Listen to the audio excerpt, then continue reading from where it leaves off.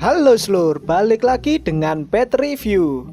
Kali ini saya akan meneruskan cerita anime Grisaya no Kajitsu. Anime ini menceritakan Yuji Kasami dipindahkan ke Mihama Academy, sebuah sekolah yang hanya memiliki 5 siswa perempuan dan berlingkungan seperti penjara. Setiap siswa di sekolahan ini memiliki alasan sendiri.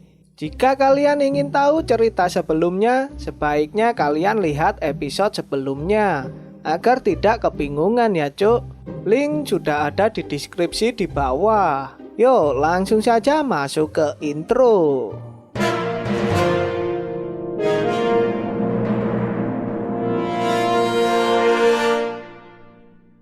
Di awal cerita terlihat Yuki menghampiri Michiru serta mencoba obat yang sering dipakai Michiru.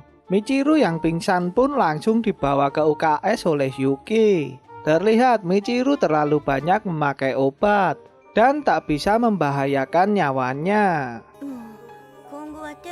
Pagi pun datang, terlihat Michiru sudah sehat kembali dan menyapa Yuki. Seketika Sachi pun datang, disusul dengan yang lainnya. Mereka pun saling berbicara seperti biasanya. Bahkan Makina mengeluarkan tingkah konyolnya. Ketika melihat tingkah konyol Makina, Yuki pun terlihat menyadari sesuatu serta memperhatikan Michiru. Scan berganti. Terlihat Yuki membuat janji dengan Michiru di atas gedung. Tanpa basa-basi Yuki langsung membicarakan tentang Michiru, yang dimana Yuki menyadari jika Michiru mempunyai 2 kepribadian.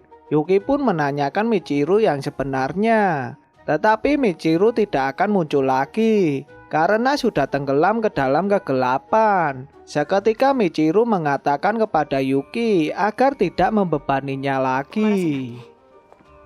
Sore pun datang, terlihat Sachi menghampiri Yuki karena dirinya ingin membicarakan tentang kondisi Michiru. Sachi pun juga memberikan titipan Michiru kepada Yuki, serta memberikan pesan, tolong jangan pernah kamu kembalikan kotak ini kepadaku, dan jangan pernah ungkit-ungkit pembahasan ini lagi. Terlihat kotak yang diberikan Yuki pun terkunci, sehingga Yuki tidak bisa membukanya. Sachi yang bertanggung jawab pun tidak bisa membersihkan isinya, sampai Sachi menyiapkan gergaji mesin untuk membukanya. Sachi pun juga sudah mencoba akan membelahnya menjadi 2, tetapi dirinya mengurungkan niatnya karena akan menghancurkan barang yang ada di dalamnya. Dan akhirnya Yuki menerima titipan tersebut agar meringankan beban Sachi. Terlihat Yuki sedang melihat kotak dari Michiru, dan tanpa sengaja Yuki membuka kotak tersebut. Yuki pun langsung melihat isi kotak tersebut. Scan berganti. Terlihat Yuki menghampiri Michiru di kamarnya untuk membicarakan isi buku harian bersama milik Michiru.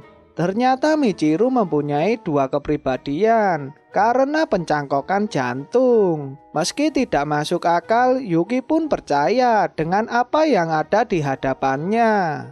Terlihat Michiru yang asli tidak ingin kembali lagi.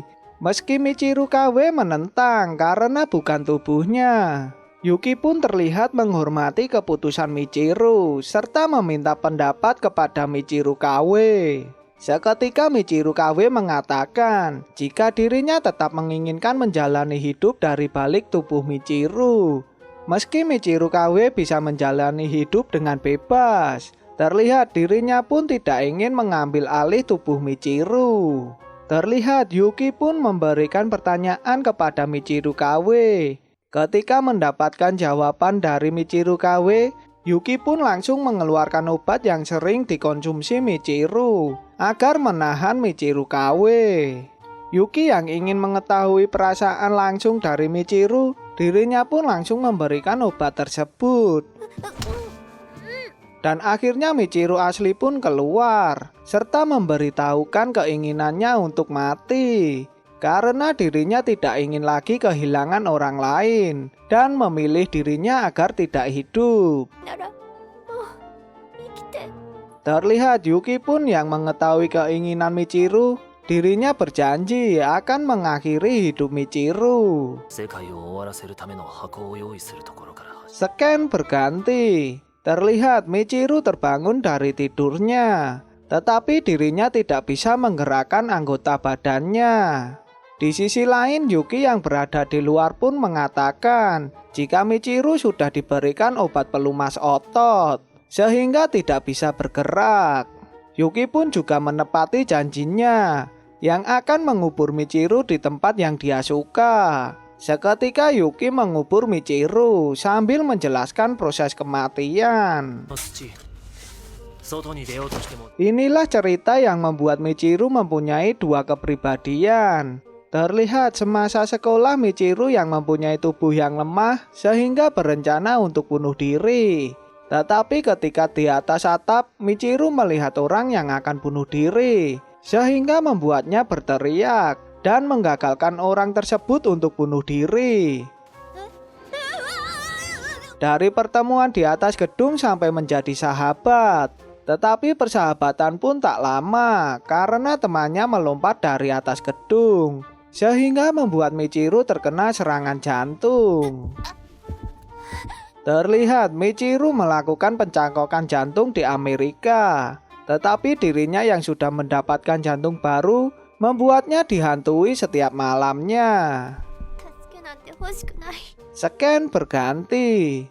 Terlihat Michiru mulai panik dan ingin keluar. Seketika Michiru KW pun mulai berinteraksi kepada Michiru asli, serta menjelaskan kemauannya Michiru. Michiru KW pun juga meyakinkan agar Michiru terus hidup dan tidak menyia-nyiakan hidupnya lagi. Kembali lagi masa lalu Michiru, yang dimana dirinya berubah menjadi orang yang konyol dan menjalani hidup dengan berpura-pura agar dirinya tidak tertekan dan beranggapan hanya perlu membuat orang tertawa. Tetapi Michiru pun masih terikat dan mengingat di mana dirinya mempunyai seorang sahabat. Dan akhirnya Michiru pun mulai sadar untuk melangkah maju dan meneruskan hidup, serta melupakan masa lalunya yang kelam. Terlihat Michiru mulai membuka dan keluar dari peti, serta menginginkan untuk bertemu dengan teman-temannya dan ingin tetap hidup. Seketika uluran tangan Yuki pun mengeluarkan Michiru dari liang lahat.